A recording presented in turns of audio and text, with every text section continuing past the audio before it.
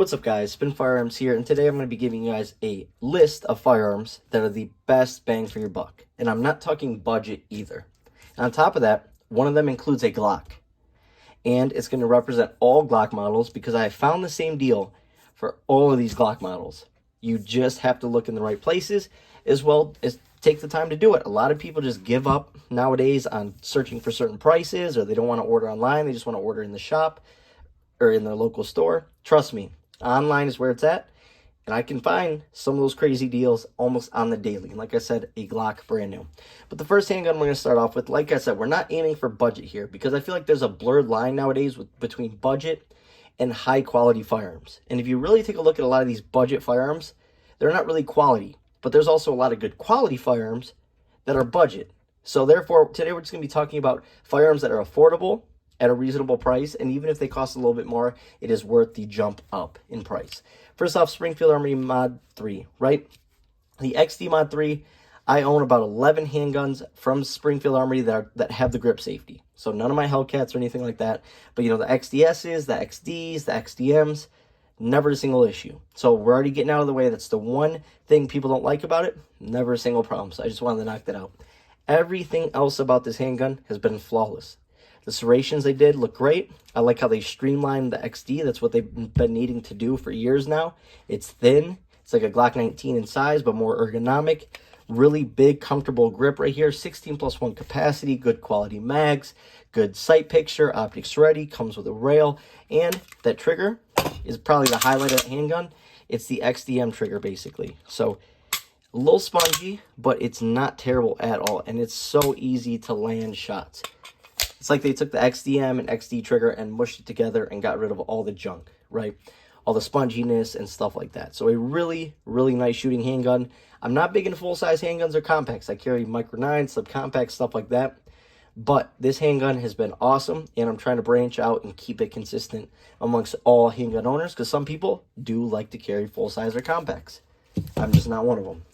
Next up, I just don't see enough people talking about it for its price. $350. And nowadays, the $350 Shield Plus gets you the optics ready version.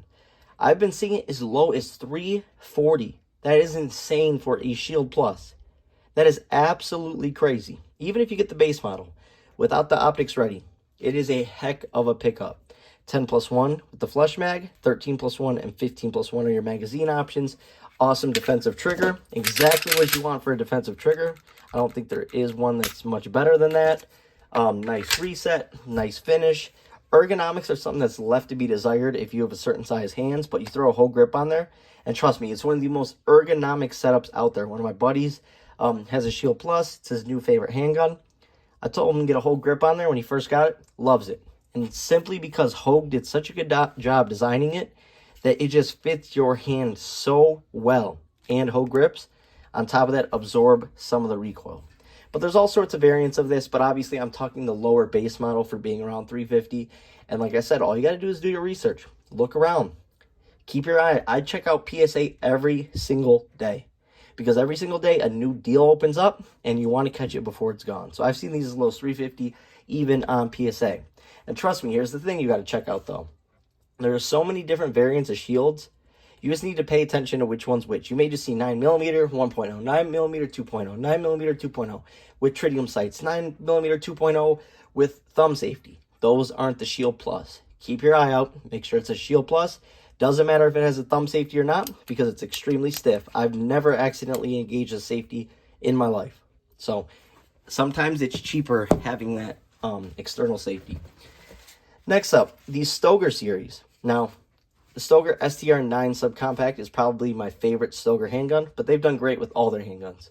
Mine have been reliable, they run, and this is like a Glock 26 clone. Obviously, they have the compact and the full size, and this takes all those mags. So you have tons of magazine compatibility, but this is basically like a Glock 26 for around $250, right? Check out this trigger. Crisp, clean. I'm taking this over a Glock 26 trigger any day of the week. It just feels good on the finger. Comes with a rail unlike a Glock 26. The one downfall of handguns like this, though, is the holster. Stoger just made a great Glock clone, and to be honest, I like it better than the daggers. I like it better than every other Glock clone, and it's more affordable. I've never had a single issue. Comes with a stainless steel guide rod. Absolutely love my Stogers. So that's another option out there that's probably the cheapest on the table. Next up, CZ P10S. These are still everywhere. I don't get it. $350, $340, $370. I don't get why more people don't have this handgun. Check out this beaver tail right here.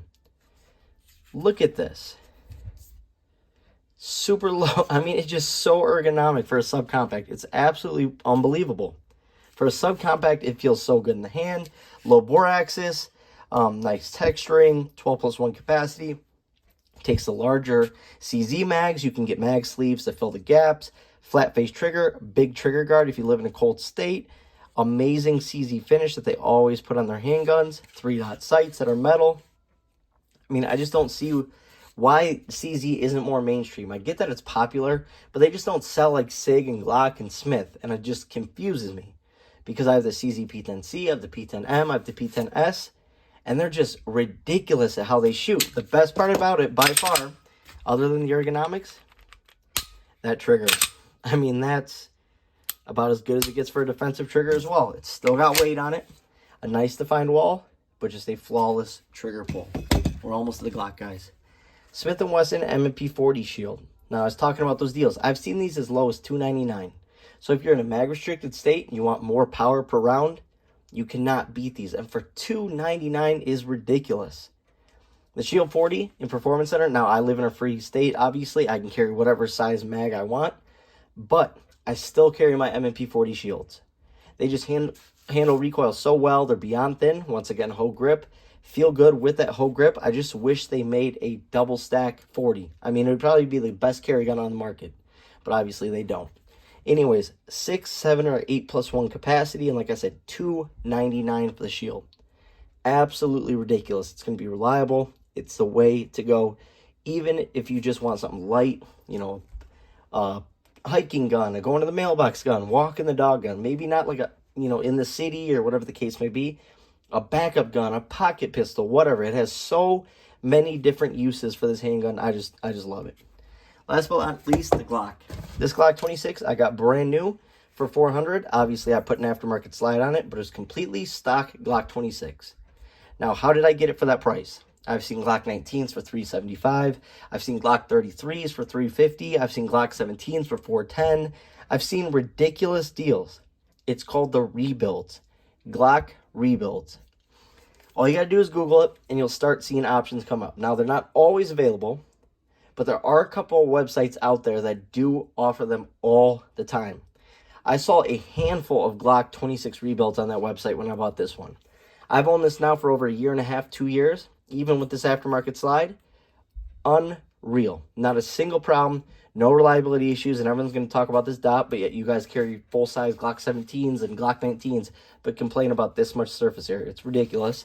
But anyways, an unreal deal. Like I said, this was fully stocked. I took my Glock 26 OEM slide off, sold it for $250, bought a RMR cut slide, good to go.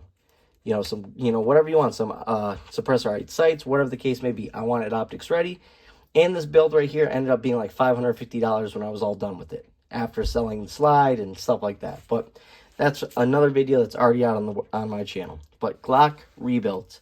Type in Glock rebuild for sale. You will find Glocks for $400 and sometimes even below. It is absolutely unreal. Obviously, you have to pay shipping, tax, but that's pretty standard across the board for online. You're not going to be paying $550, $575. And another thing I will say on a lot of these Glock rebuilds, what they do is they throw night sights on them. Because it has the name rebuild, people associate that with being unreliable. But no, that's why they went back in the first place. They were unreliable. They were sent back to Glock. Glock fixed them and made them run flawlessly before sending them back out. There's a certain rule that they have to run, or what I forgot what the rep was telling me. But they have to go through certain testing before they can go back out and be sold. So in order to offset the fact that it says rebuild on it, because it has to be sold under the rebuild name, they throw night sights on them. They throw, you know, they do an optics cut if it's not even optics cut. Like, let's say it's a Glock 19 Gen 3, they'll cut it for an optic just to get more eyes on it. Plus, they drop the price $100, $120, and you're walking away with a brand new Glock that's reliable as can be. And guess what? If it's unreliable, Glock will take it right back.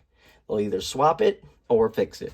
So, hope you guys enjoyed the video. Hope that helps with the cost of living and everything else right now, and still being able to continue your hobby and enjoy shooting. Thanks for watching, guys.